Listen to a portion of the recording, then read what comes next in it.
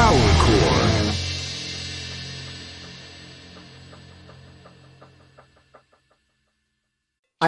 Among the Fugazi releases and also the Messthetics uh, songs you produce and you played, you produce an album I love that is Ted Leo, Leaving the Sheets. I love it. And how do you feel behind the mixer I as love working with producer? I mean, that would I didn't do Shake the Sheets though. I did living, Tyranny. living, living, I did here. Oh, yeah, yeah, yeah. That living. what I Yeah, did. Yeah, yeah. I'm That and sorry. I thought and I no, was no, wrong it's with the okay. title. My favorite Ted Leo record that I did was Tyranny of Distance. I love Tyranny of that record. Distance. Right. That's my favorite record because he was in a very transitional stage right then. He had all these songs and he didn't really know what to do with them. So I felt like I could actually help him. Yeah. You know what I mean? Bring this like new sound to light, and they were very different. Every song was very, very different from every other one, and so we brought in all sorts of different. Like I think there's four different drummers on that record, Oh yeah. and yeah, I yeah, didn't know. yeah. I think it's But you didn't uh, play any parts. I play on Oh, one song. It's called The Great Communicator. It's on that okay. record. That's one. It sounds like Rush. I mean, my drumming does. um, but yeah, I love that record, and we did it in the the band Trans Am studio down here in The Trans DC. AM. Oh, cool. Yeah, yeah, and Seb, the drummer, was the engineer on from Trans Am was the engineer, and it was old, just old. I think it was a 16 track 2-inch tape and a Whoa. old, yeah, an old. What was the board? Oh, I can't remember. It was a British board, but man, it sounded so good. Really fat sounding record. So, and the songs are just really great. I just really love those records so much. I love all that period, but that Tyranny of Distance will always be one of my favorite records that I ever worked on.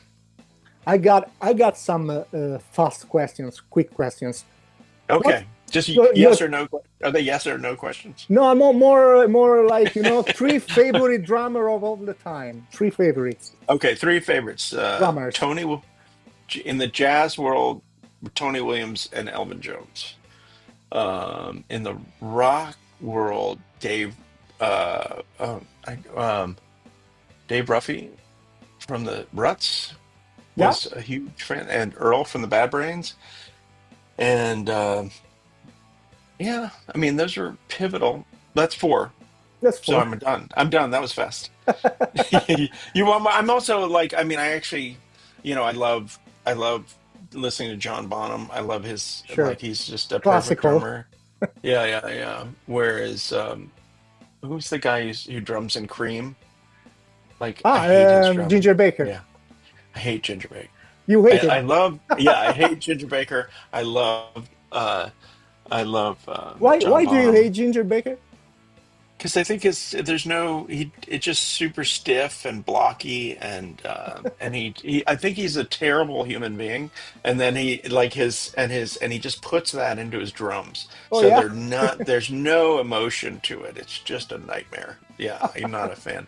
I used to love Ronald Shannon Jackson. He was back in the 80s, he Yeah. did a lot of very weird records back in the 80s. Um,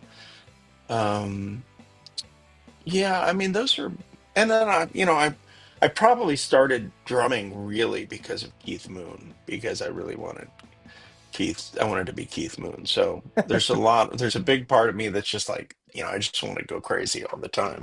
Um, but really, yeah, I think my number one fave is probably, Tony Williams because I don't think like all the quintet records that he did with Miles, all those records are just full of the most brilliant performances ever.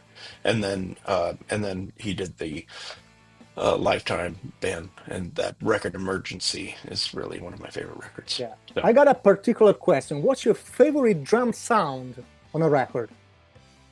favorite drum sound. I really like the drum sound on King Crimson's Red Whoa. record. I love it That's too. a great that's a great record. You like that record too? Yeah, the red. Yeah, yeah, yeah, Yeah, Red is the best Crimson record, and the yeah, yeah, drum sound is really beautiful sounding. I kind of like this like snappy snare. yeah. Um, there's a lot. I mean, there's a lot of but besides that, you know, I'd have to think deeper. But that's always like my goal, kind of when you get into a studio, is like to have present something the way Red is presented, where it's just like it's a very simple. Here's a band playing the shit out of their instruments together and communicating with one another, you know. And you also find um, that a lot of drummers, you know, a lot of the best drummers have great bass players right next to them, right? So it's like you think about Keith Moon, he's got John Yeah. Entwistle. You know, think about you I think also about I also Brew. interview Joe Lally, so you, you, Yeah, and Joe is, you know, he's I love playing with Joe. Joe's like rock solid all the time. He's a great bass player. yeah, And and Bruford had John Wetton, who's amazing bass player and singer, you know, yeah, and I think that makes a huge difference. yeah, And yeah. then, of course, Ringo had Paul. Ah. From just to begin. Just right for the Alpha and the Omega. And what's your favorite Fugazi record? If you should choose one. I like the last one. I Oh, like the argument. the I think argument. was at a time when it's like the writing for the two guitars was really interesting, and I love the sound of it. And it's really, I think it's a, I really, there's some. It's such a diverse record, so we touch on so many different things, so many different ways to record the instruments. Recording drums was every song was approached in a different manner, and yeah, it's really, I still love that record. I love all the records. It's, I mean, I would like to remix. If it was up to me, I would remix Steady Ah, Diet of you would Nothing. like to do it I would like to remix Steady Diet of Nothing, but we're not going to do it. But because besides that, you don't like the drums or it more. just doesn't feel. It feels like you know, like too tight. Like Oh, it was. There's not enough. It's not big. It's room. not, you don't, yeah, you're not hearing the sound of the guitars in the room or the drums in the room and stuff like that. And we were just, it was a first time recording in that, in Don Centaur's new space, which was a really lovely space, but, and a lovely new board, but, mixing board, but it wasn't, we weren't used to it. So I don't think it came out all that great. But those songs, I really love those songs. So Yeah. I really wish that they were more filled out. Can you tell me one record you never get tired of listening to? Not Mo- Fugazi mo- record. One record you choose. Well, I don't know. I mean, there's records I go to I tap in, but they're like some of them are classical records, you know, like that. Like I listened to the Stravinsky Symphony in C, and there's this recording by the Berlin Philharmonic that I've had on record my whole life, and now I listen to it on streaming over my speakers, and it's something that settles me down. It, you know, it really, it has so much so much information in it. It has so many rhythms, so many counter rhythms. It's sort of playful, but it's also aggressive, and I don't know. I just really, I really love it. So that record is a touchstone for me, where I, you know, and then you know, I would say, you know, Red. I could put it on anytime. I would put Red on anytime. Um, Pretty much, you know, any Beatles record. I have a different relationship with every Beatles record. It's and all the Miles record, Miles Smiles was the first one that I got into with the quintet, and so I listened to that a lot. I could put that on. I still have a really deep relationship with that record, but I've, you know, I've since like. Um, all the other ones I love as well. But those are sort of the touchdown ones. I mean, I could put on old Professor Longhair records from, you know, that I used to listen to when I was growing up, or um, you know, that's pretty. You know, those are four or five Yeah. that I listen to all the time. You play with a lot of musicians during your career. Uh, And one musician you'd love to play with in the future, if you could? Um, I'd love to play at some point with the bass player Michael Formanak, who's from Baltimore, and I wanted to play with him, and then he moved to Portugal. Now I don't have a chance. Someday, Um, maybe someday he will yeah, come back. someday. Exactly. And what's the musician you play with that impress That yourself? impressed me a lot. Impressed, yeah. I will say I played with Bob Mould, Bob Mould, and yeah. I Bob Mould, and I was like the first time we got together, we sat in a. He's like, let's just get together and jam, and we went over to the recording studio, to Don Zimtaran's recording studio, and we just played for hours.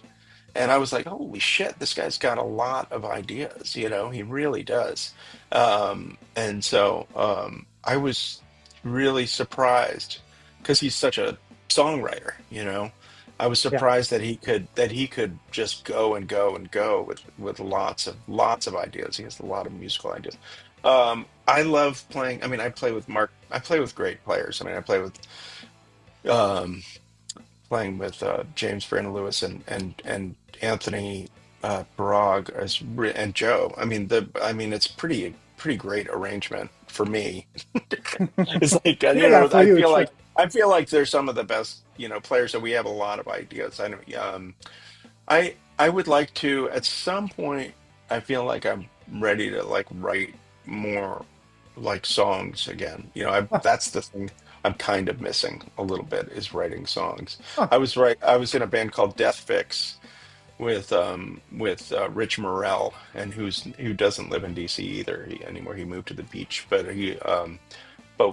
that's somebody I miss playing with quite a bit. It's because he was in the Bob Mould band with me, oh, playing keyboards, and then when we got back from that tour, he and I just started writing together, and we wrote a bunch of stuff and did some tours together. But we haven't played in you know 15 years or 14 years or something like that. But it would be he would be somebody I'd like to play with again.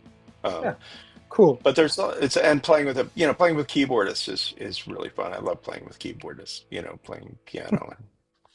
I would like to end with this question. The one word that best describes your drumming. One word. Propulsive. Propulsive. It's cool. I How's like that? it. Is that okay? It's okay. That It's means the I'm right rushing. answer. I'm always rushing. Brandon, I really would like to thank you a lot because it was an honor to spend some time talking about music with you. Really, Oh, thank you, Matteo. I won't ask you about Fugazi reunion because I don't like it. It's next Tuesday. You're gonna Next miss it. Tuesday. It's next Tuesday.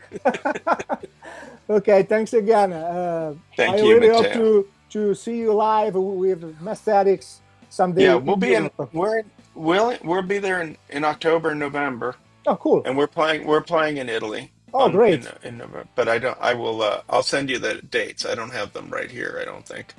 So I will have I will to. check Do your you? Instagram. You can check at themesthetics.com, and they will be and it'll be up there for sure. Great. I haven't put it up there yet, but I'm going to put it up there. Oh, great. That's there. So yeah, Thank you I again. think we're playing. I could tell. Okay, okay, we're playing Milan on November 7th, Oh, and Monte Casaro on November 8th. Okay, yeah. well those are the only two Italian shows, but we'll be back. We will see you there. All right, Bye brother. bye. Bye bye. Thanks.